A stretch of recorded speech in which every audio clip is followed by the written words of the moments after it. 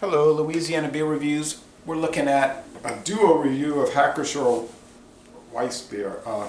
I did a solo review, and the first time I did a review it was in a bottle. Then the company contacted me and said, oh, we're excited because we're coming out with cans now for the first time.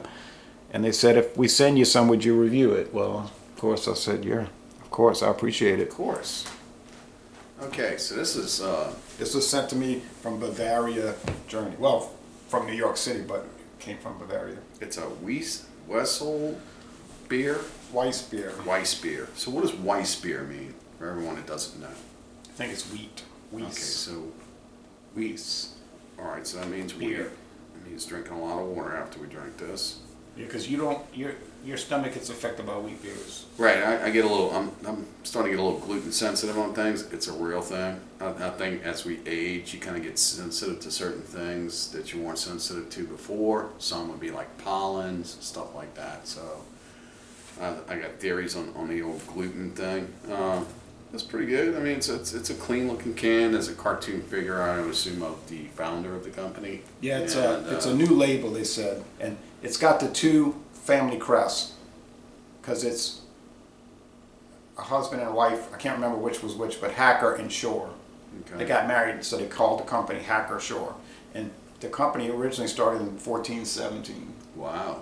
Hacker-Pschorr, and it's 5.5% alcohol. It's imported by Paul Honor. They said Paul Honor handles the importing. Munich, Germany. So it says on there Münchner beer, Munich beer. It was canned on December 10th. Super fresh. So Yeah. it's got the date, guys.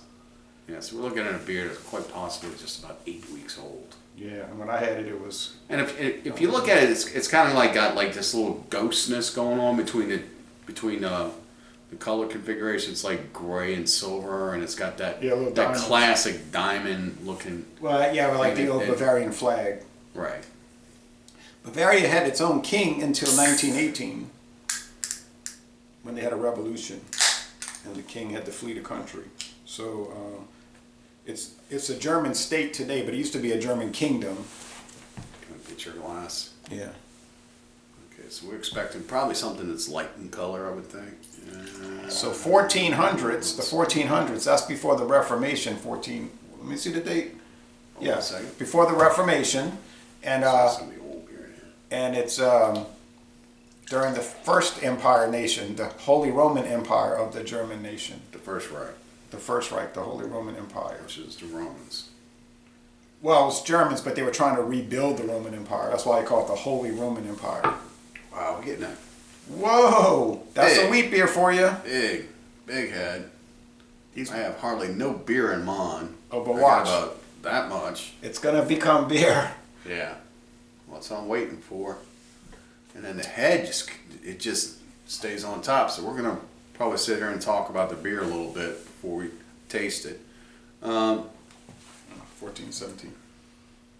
Actually, Oh yeah. you talk about the. smell that bubble gum, that banana.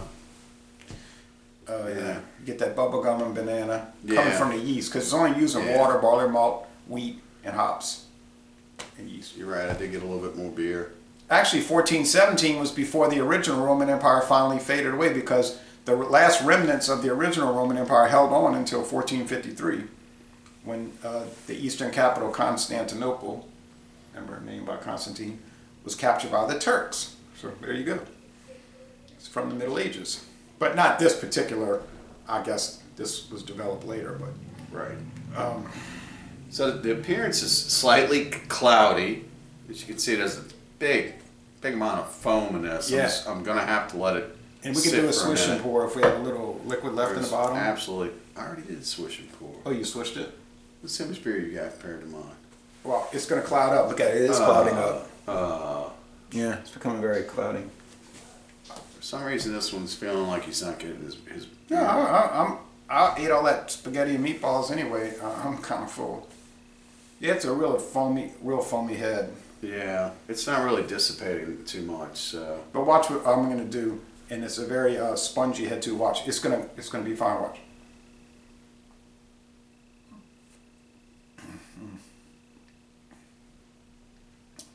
It's so spicy. It's like banana. It's like banana, some kind of banana pudding. It's bready, it's sweet, it's kind of heavy bodied. It's got a soft body and a medium dry finish. Like Mr. Miyagi would say, your rock of patience on grasshopper. Yeah, Mr. Miyagi. Mr. Miyagi. Donaldson. Well, I don't like wheat beers, honestly, and if I never drank another wheat beer, it would be fine. But they sent it to me, and I try to be fair with it. So if I was looking to drink a wheat beer, and honestly, I would never look to do that. I just don't like them. I don't like the style. I found them to be like, it's almost like if you had a filter in your stomach, it just kind of clogs it. You know? It's like, and then you gotta want to drink a lot of water later to get out of it, get it out of your system. So it's a lot. It's almost like eating a whole grain, a stone ground wheat. You know, like that 100% wheat bread that they try to sell our parents on is so healthy. And we find out later, all it does is give you that wheat. It's called a wheat belly because you sit there and consume it so often. It's probably good for you, you just don't eat too much. But I think it is a most excellent wheat beer. I mean, it's a 95, 96 all day long. And I know people that watch my videos and they say, that's my favorite style. What are you talking about? I love wheat beers. I say, well, of course, then this is a great choice. I'm just telling you, it's not for me. The Hacker-Pschorr Oktoberfest, yeah, that's for me. The regular Munich lager, that's for me. Just wheat beers is not my thing. No problem. Yeah, it's almost like they're not filtered. I mean, you can taste the gratiness as you're drinking it. Yeah, it's not really very filtered. You can see that. I think it says unfiltered. Yeah, unfiltered wheat beer. So this would be like something that the monks back in the day would drink because they would be fasting. They would be fasting, and they at 5.5. It would probably they needed something to get them going. So the bread grain would be inside of the beer. So if you know somebody that needs to, yeah, the bread, it's liquid bread. So if you know someone who needs to gain weight fast, let them start drinking this. It'll work. I ain't lying. It is tasty though. I'll give them that, and I like the way it makes a really nice head. You know, that's a foamy head. That's what a beer's supposed to have. Beer's supposed to have a foamy head, not that dance and shit where it's still and you drink it and it goes all over your tongue. Nah. This one's got really big bubbles in it too, so you know it's almost like a yeastness going on with it. Yeah, I kind of like the dancing bubbles, but I know what you're saying. So for a beer that we're not really super thrilled with, although I did notice you bought the Walters wheat beer. I did because it was special. I mean, so we had to give it a try. Yeah, you know, so I'm like you. I'm not going to pick them up all the time, but you know, you got to be try them. Right, you got to try them, see what they're about. So how do you score this one for what it is? I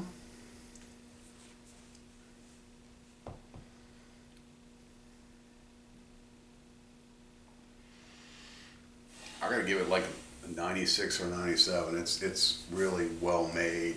Again, not my style. It's almost like, you know, when I'm reviewing like a cloudy IPA, you know, New England style, I don't really like those styles, but I can appreciate one that has really good greatness to it. This one does. There's absolutely no imperfections with it at all. Yeah. I'm gonna have to give it a higher score. I'm gonna have to give it a 98.